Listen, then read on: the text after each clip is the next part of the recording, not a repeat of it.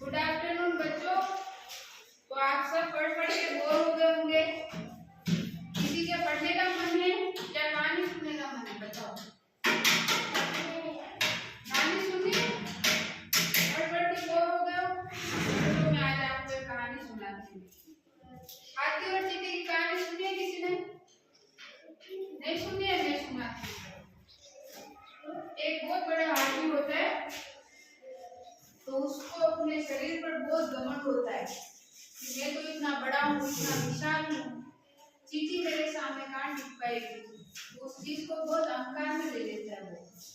तो इस बार क्या है, बहुत सारी चींटियां खेल रही होती है, तो हाथी क्या करता है, अपने सूंड में पानी भर के चींटियों पे फेंकता है, जिससे बहुत सारी चींटियां मर जाती है। तो चींटियों ने मिलकर प्लान बनाया कि हमें इस हाथी को सबक सिखाना है। तो एक चींटी क्या करती है, हाथी की सूंड में जाके घुस जाती है, ठीक है, और वहां जाके काट लेती है। तो फिर हाथी क्या करता है, दर्द से कराने लगता है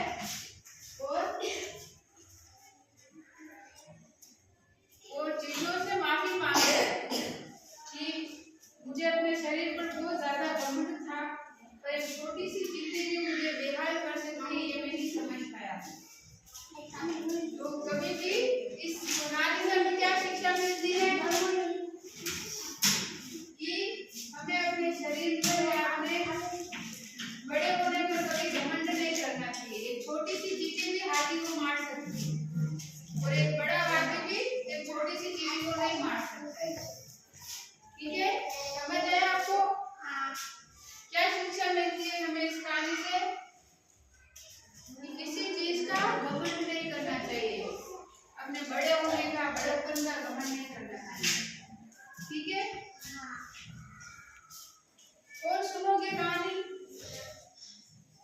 किसकी सुनोगे? चलो मैं एक और कहानी सुनाती हूँ आपको। एक कछुआ और एक खरगोश की कहानी सुनाऊं? सुनी होगी किसी ने? सुनी है? चलो मैं सुनाती हूँ। क्या होता है, एक कछुआ होता है और एक खरगोश होता है। तो खरगोश तो आप सब जानते हो, वो ज्यादा फास्ट भागता है, तेज भागता है, और कछुआ है वो धीरे धीरे चलता है। खरगोश को इस बात का बहुत घमंड होता है कि मेरे से ज्यादा तेज तो वो चल ही नहीं सकता है, कोई भाग ही नहीं सकता। तो एक दिन क्या है कि उन दोनों में रेस लगती है।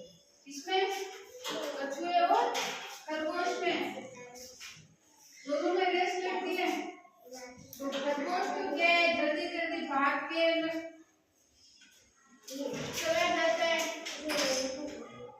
आगे जाके वो क्या है, एक पेड़ के नीचे जाके देखता है कि अभी तो कछुआ आया ही नहीं है। वो क्या आएगा, वो धीरे धीरे चलता है, उसको तो टाइम लगेगा। तो मैं इतना जल्दी आगे जाके क्या करूँगा, मैं थोड़ी देर सो जाता हूँ। तो क्या किया खरगोश ने, सो गया वहाँ पे। और कछुआ क्या है, धीरे धीरे धीरे धीरे चलता रहता है, वो रुकता नहीं है, धीरे धीरे चलता है।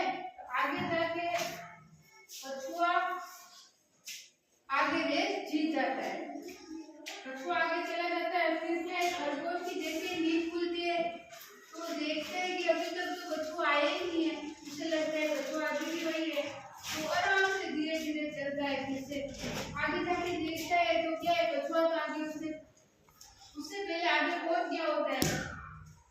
तो वो देखकर वो हैरान हो जाता है कि कछुआ मेरे से जीत कैसे गया। तो इस कहानी से हमें क्या शिक्षा मिलती है कि भले धीरे चलो पर निरंतर चलते रहो, बीच में रुकना नहीं चाहिए।